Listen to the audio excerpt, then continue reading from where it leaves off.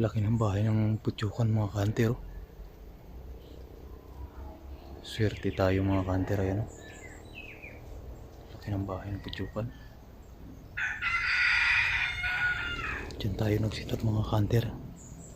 Kaso lang talagang masyadong mautak yung labo yung mga kanter.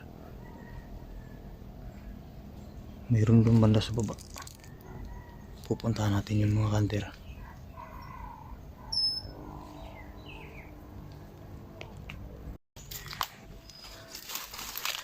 Swerte talaga mga kanter yung lakad natin mga kanter. Ayan, putsukan na naman mga kanter. Ang laki ng bahay mga kanter. Mababa lang. Hindi tayo siniti sa ating